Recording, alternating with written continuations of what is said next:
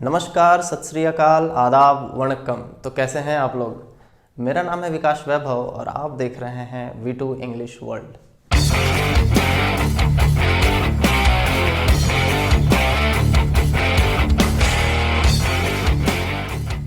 चलो, आज का वीडियो में हम लोग नाउन को ही कंटिन्यू करने वाले हैं। तो नाउन का आज का क्लास पार्ट 3 पे बनने वाला है, ठीक है ना। तो देखो, पार्ट 1 और पार्ट 2 मैंने बना के अपलोड किया हुआ है। अगर नहीं देखे हो तो उसको देख लेना, उसके बाद पार्ट 3 देखना, तो अच्छे से चीज़ें समझ में आएंगी, ठीक है। तो ये उसी के बाद वाला पार्ट है। इस वाला पार्ट में हम लोग पढ़ेंगे कुछ इंपॉर्टेंट रूल्स के बारे में। अब देखो यहाँ पर क्या है, सम इम्पॉर्टेंट वर्ड्स है, ठीक है। कुछ इंपॉर्टेंट वर्ड्स है जहाँ से कन्फ्यूज़न क्रिएट होता है, ठीक है। अक्सर हमें कन्फ्यूजन क्रिएट होता है कि कौन सा वर्ड जो है वो अनकाउंटेबल है और कौन सा वर्ड काउंटेबल है, ठीक है। ये कन्फ्यूजन को दूर करते हैं हम लोग इस पॉइंट से। तो कुछ इंपॉर्टेंट वर्ड्स मैंने समझा रखे हैं और मैं अभी समझा रहा हूँ, ठीक है। जहाँ पर कन्फ्यूजन वाला पार्ट होता है, मतलब जो कन्फ्यूजन क्रिएट करता है अक्सर हम लोगों के दिमाग में, ठीक है। तो चलो शुरू करते हैं। तो देखो, एक साइड है हमारा अनकाउंटेबल नाउन, एक साइड है हमारा काउंटेबल नाउन। दोनों जो है वो एक ही चीज़ से रिलेटेड है, दोनों एक दूसरे का हम सिनोनिम कह सकते हैं, या दोनों एक दूसरे से रिलेटेड है, ठीक है। एक के स्थान पर दूसरा बैठ सकता है, लेकिन एक अनकाउंटेबल नाउन है और दूसरा जो है वो काउंटेबल नाउन है, ठीक है। चलो, पहला है, जैसे अगर मनी कह दें, मनी या वेल्थ, ठीक है। यहाँ वेल्थ भी कर लेना। तो मनी या वेल्थ अगर हम बोले तो ये अनकाउंटेबल नाउन होता है। यही अगर हम बोले रुपी, ठीक है, तो ये काउंटेबल नाउन है। इसके अंत में हम एस लगा सकते हैं, रुपीज़ हम बोल सकते हैं, ठीक। उसी तरह इन्फॉर्मेशन देखो, अनकाउंटेबल है, गिना नहीं जा सकता। लेकिन नोटिस, नोटिस जो है ये भी इंफॉर्मेशन ही है। नोटिस जो है वो इन्फॉर्मेशन, नोटिस दोनों सिनोनिम हम कह सकते हैं। लेकिन ये जो है काउंटेबल है और इन्फॉर्मेशन जो है वो अनकाउंटेबल है, ठीक। उसी तरह एडवाइस देखो, एडवाइस और सजेशन दोनों सिनोनिम है एक दूसरे को, लेकिन एडवाइस जो है अनकाउंटेबल, इसका काउंटेबल वाला फॉर्म सजेशन होता है। उसी तरह एम्प्लॉयमेंट अनकाउंटेबल है और जॉब काउंटेबल है। नेक्स्ट है वर्क, ये अनकाउंटेबल है। उसी तरह वर्क का मतलब काम होता है, उसी तरह चोर का मतलब भी काम होता है। तो ये जो चोर है, CHORE, ये हमारा काउंटेबल फॉर्म होता है और वर्क जो है वो अनकाउंटेबल होता है, ठीक है। ध्यान से इसको नोट कर लेना, बहुत इंपॉर्टेंट है। क्वेश्चंस यहाँ से भी एराइज होते हैं।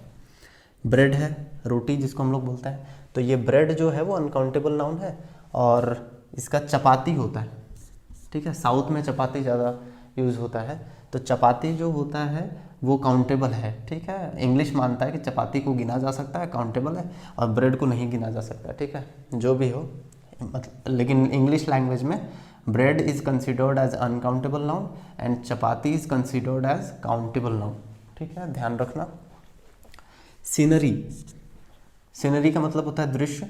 ये सीनरी जो है वो अनकाउंटेबल नाउन है। लेकिन सीन, जैसे सीन्स बोलते हैं ना, हम लोग बोलते हैं फनी सीन्स या फाइट सीन्स, तो सीन जो होता है ना ये काउंटेबल होता है, सीनरी अनकाउंटेबल है।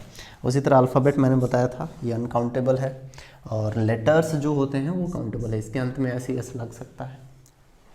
देखो, बिजनेस अनकाउंटेबल है अगेन। ट्रेड अगर हम बोलेंगे तो ये काउंटेबल हो जाएगा, ये काउंटेबल वाला फॉर्म है, ये अनकाउंटेबल वाला फॉर्म है, ठीक है। पोएट्री, ठीक है, पोएट्री जो होता है वो अपने आप में अनकाउंटेबल नाउन है। लेकिन पोएम अगर बोले तो काउंटेबल नाउन है, ठीक है। 1 पोएम, 2 पोएम हो सकता है, 3 पोएम हो सकता है, तो काउंट किया जा सकता है, तो ये काउंटेबल नाउन होता है, ठीक है। ये वाला पॉइंट समझ में आ गया, ठीक है, इंपॉर्टेंट। ये सबको नोट करते चलो। तो आई होप यहाँ तक अच्छे से क्लियर हो गया होगा, ठीक है। मैंने यहाँ पर कुछ सेंटेंसेस को देखते हैं, ठीक है। पहला सेंटेंस है, Diwali is the festival of lights, ठीक। Light, Diwali is the festival of lights, ये हम लोगों को पता है कि, ठीक है। अभी हम डिस्कस करते हैं ना। अच्छा, जो लाइट है, लाइट यानी कि प्रकाश, ये जो होता है वो अनकाउंटेबल होता है, ठीक है। अनकाउंटेबल ये नाउन होता है। फिर भी यहाँ पर एस आ गया ना, ये जो सेंटेंस है वो एकदम बिल्कुल करेक्ट भी है। तो Diwali is the festival of lights, यहाँ लाइट जो है वो अनकाउंटेबल होते हुए यहाँ एस का यूज़ हुआ है, ठीक है। क्या कारण है, और ये सेंटेंस भी राइट है, मतलब गड़बड़ कुछ भी नहीं है। तो चलो, उसी तरह देखो नेक्स्ट वाला, this town is famous for fire works, ठीक है। अब देखो, वर्क तो हमने देखा था अनकाउंटेबल है, लेकिन ऐसे यहाँ पर लगा हुआ है, ये भी सेंटेंस पूरा बिल्कुल करेक्ट है, ठीक। और इसी तरह देखो one who takes pains always succeed, ठीक है। देखो यहाँ पर पेन्स में लगा हुआ है एस, पेन का मतलब दर्द होता है ना, तो दर्द तो एक एब्स्ट्रैक्ट नाउन है, तो फिर भी मैंने बोल रखा था एब्स्ट्रैक्ट नाउन जो है होता है वो अनकाउंटेबल नाउन के अंदर आता है, लेकिन एस यहाँ पर भी इस्तेमाल हुआ है, ये भी बिल्कुल करेक्ट है। उसी तरह most of the scenes in Pushpa movie is taken from woods, ठीक है, कि पुष्पा मूवी के अधिकतर सीन्स जो हैं वो जंगल में लिए गए हैं।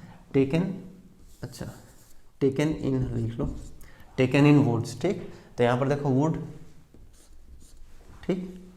अब यहाँ पर देखो मैंने बता दिया है जंगल, बट वुड जो है वो लकड़ी होता है, वुड का मतलब लकड़ी होता है, तो लकड़ी तो अनकाउंटेबल है, फिर भी एस का इस्तेमाल यहाँ पर क्यों हुआ है ये भी देखेंगे। अनफॉर्चुनेटली, दुर्भाग्यवश, Titanic sank in the waters, ठीक है, कि टाइटैनिक जहाज़ का कहानी हम लोग को पता है। नॉर्मली यहाँ देखो वाटर जो होता है लिक्विड, मैंने बता रखा था कि जितने भी लिक्विड होते हैं वो सारे अनकाउंटेबल नाउन होते हैं, फिर भी यहाँ पर एस का यूज़ हुआ है और ये सेंटेंस एकदम बिल्कुल राइट है। ये सारे वर्ड्स अनकाउंटेबल होते हुए भी एस ई एस का यूज़ इनमें हुआ है और ये बिल्कुल करेक्ट भी है। तो ये कैसे है, चलो मैं बताता हूँ। आज के वीडियो में सेकंड इम्पॉर्टेंट पॉइंट क्या है, तो ये देख लो, इसको एक बार पढ़ो, ठीक है।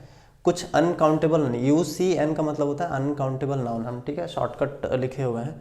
कुछ अनकाउंटेबल नाउन्स ऐसे होते हैं जिनके अंत में एस और ई एस का यूज़ करने से उनका पूरा मीनिंग ही चेंज हो जाता है, ठीक है।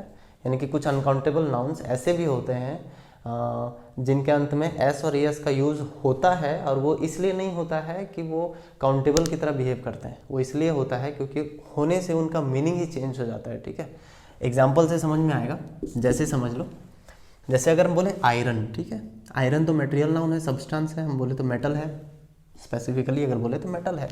और ये अनकाउंटेबल नाउन में मैंने पढ़ाया था कि आयरन अनकाउंटेबल नाउन होता है, लेकिन अगर एस लगा दिया जाए इसमें आयरन्स, तो इसका मीनिंग चेंज हो जाएगा। ये आयरन का क्या मतलब होता है, लोहा, लेकिन ये आयरन्स का मतलब होता है हथौड़ी, ठीक है, हथौड़ी या सलाखें।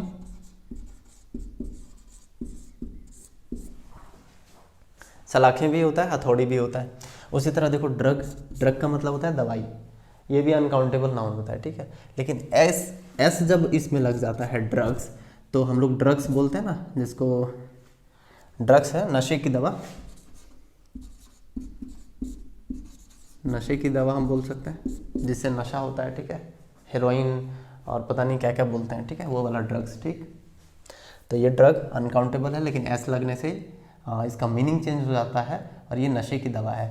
तो कभी कभी क्या होता है सेंटेंस में हमें दिखता है ये ड्रग्स या कभी आयरन्स, तो हम लोग क्या सोचते हैं, उसका बिना मीनिंग निकाले हम लोग सोचते हैं आयरन तो अनकाउंटेबल है, इसके साथ एस ई एस का यूज़ नहीं होता है, तो काटो, गलती यहीं पर है, जबकि वो सेंटेंस पूरा राइट होता है, ठीक है, वहाँ पर गड़बड़ नहीं होता है।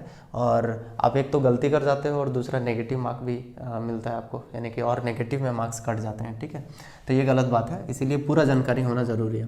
तो आयरन, आयरन से ये चीज़ें समझ में आ रही है। जैसे कि थर्ड वाला देखो वाटर, वाटर माने पानी, अनकाउंटेबल है। वाटर्स का मतलब होता है समुद्र, ठीक है, समुद्र या वाटर बॉडी हम कह सकते हैं, वाटर बॉडी को हम वाटर्स बोलते हैं।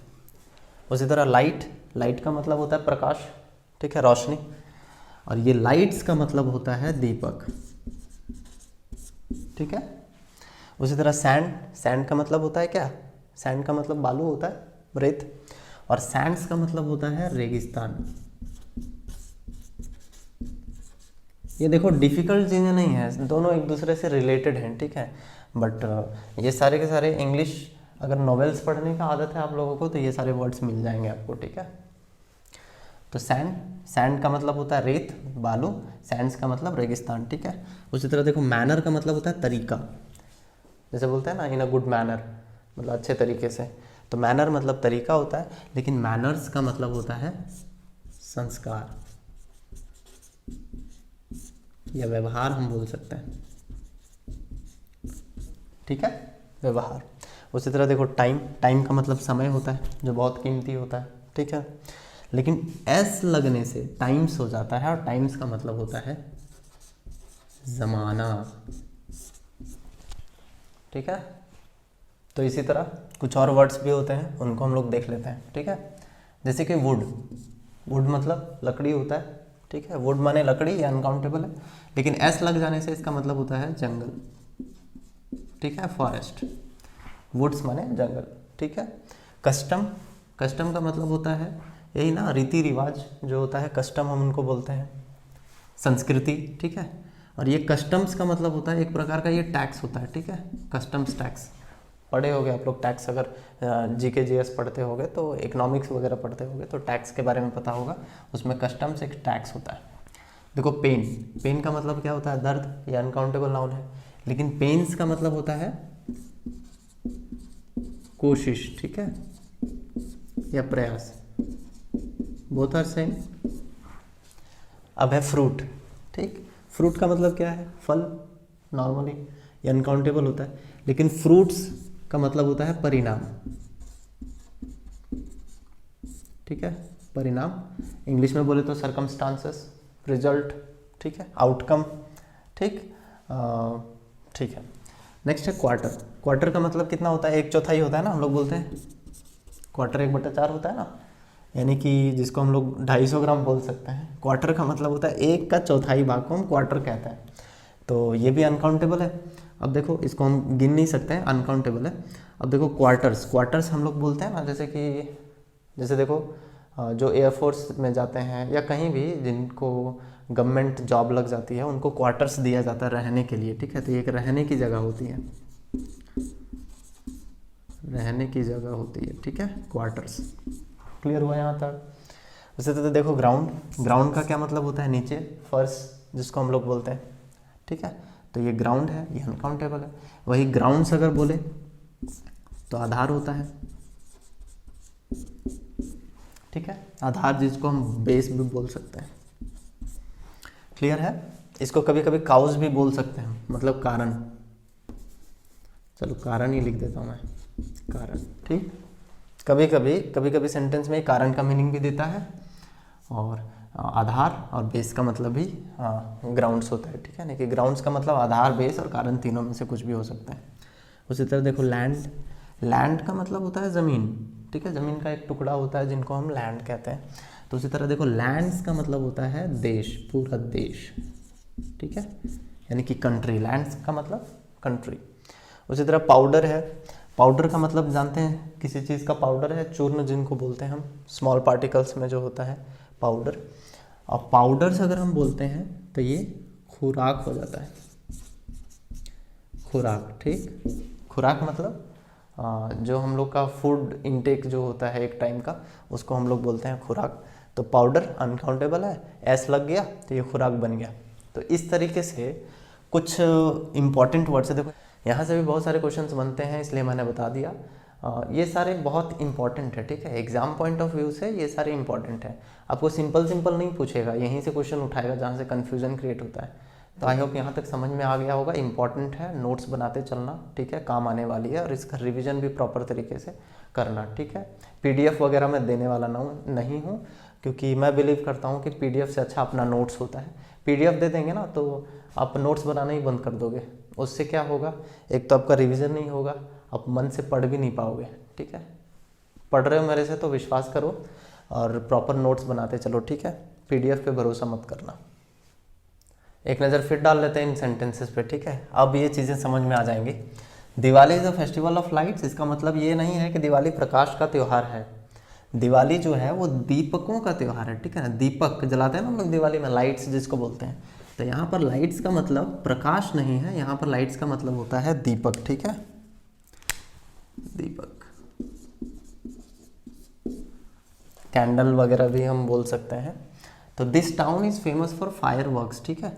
तो देखो यहाँ पर ये जो टाउन है वो फायर वर्क्स का क्या मतलब है, वर्क्स का मतलब होता है कारखाना। यहाँ पर देखो एस सिर्फ लग जाने से कैसे मीनिंग चेंज हो गया, ठीक है। वर्क का मतलब काम होता है और वर्क्स का मतलब होता है कारखाना, फैक्ट्री जिसको हम लोग बोलते हैं। तो ये जो टाउन है वो फायर वर्क्स के लिए फेमस है, ठीक है, यानी कि यहाँ पर पटाखे बनाए जाते हैं, पटाखों का कारखाना है, इसलिए यहाँ पर ये टाउन फेमस है, ठीक है। नेक्स्ट सेंटेंस है one who takes pains always succeed, ठीक। तो जैसे कि हमने देखा था पेन का मतलब दर्द होता है, लेकिन एस लग जाने से इसका मतलब होता है कोशिश, ठीक है ना, कोशिश, ठीक।